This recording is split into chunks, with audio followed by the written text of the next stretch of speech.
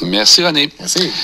Merci, à tout à l'heure. Voyons comment ça se passe aussi dans le marché immobilier, qui connaissait franchement des moments assez intéressants depuis quelques mois ici à Sherbrooke.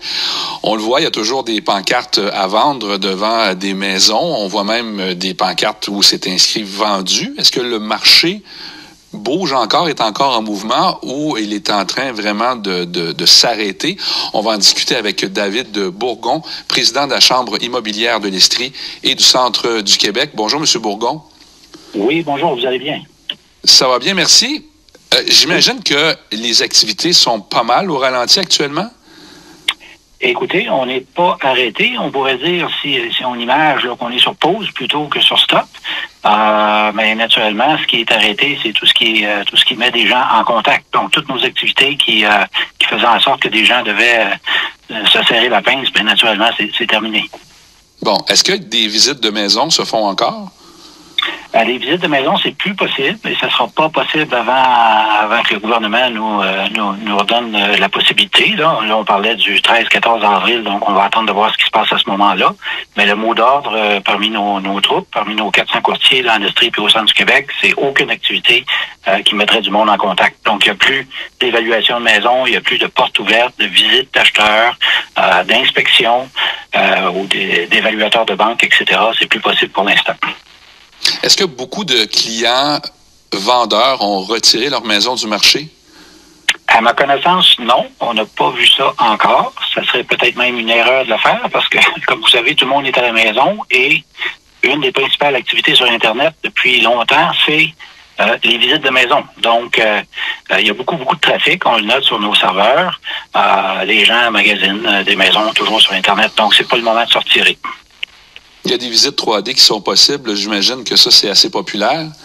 Ben, il y a toutes sortes de moyens technologiques. Naturellement, sur Internet, aujourd'hui, c'est très facile de se situer, premièrement, dans le quartier, avec des outils comme Street View. On voit le voisinage. On peut comme pratiquement marcher dans la rue. De plus en plus, on a des sites Internet là, sophistiqués avec des visites en 3D, des vidéos de propriété, visites virtuelles, etc. Donc, c'est plus facile qu'auparavant là, de visiter. Oui. Qu'est-ce que vous conseillez aux gens?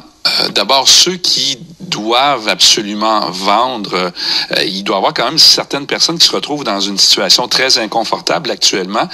Qu'est-ce que vous voyez comme situation et quels conseils donnez-vous? Écoutez, le travail du courtier immobilier, ça a toujours été de trouver des solutions. Hein, c'est notre principal rôle. Là, on est en mode, c'est certain qu'il y a beaucoup de clients qui nous appellent pour se faire rassurer.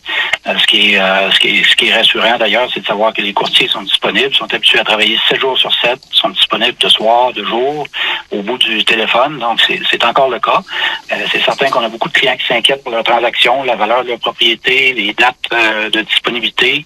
Il y en a qu'on sait qui ont déjà acheté une autre propriété, donc et ils doivent vendre la leur, puis il y a des retards avec le notaire, donc il y a toutes sortes d'inquiétudes comme ça. Mais les courtiers sont au bout du fil pour rassurer leurs clients. Quelqu'un qui a besoin de vendre sa maison, est-ce qu'il doit attendre avant d'installer une pancarte devant?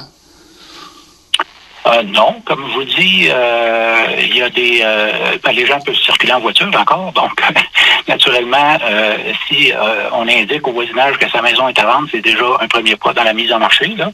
Donc, je ne recommanderais pas de ne pas afficher la maison à vendre. Est-ce que vous appréhendez ou est-ce que les vendeurs peuvent appréhender une baisse importante de la valeur des maisons dans les mois qui vont suivre toute cette crise-là? C'est difficile à prédire, M. Ville. Depuis 2009 qu'on connaît une hausse constante. On avait un début d'année exceptionnel. Dans les régions, ici, on voyait beaucoup d'offres multiples, donc plusieurs personnes qui faisaient une offre sur la même maison de façon simultanée, ce qu'on ne voyait pas auparavant.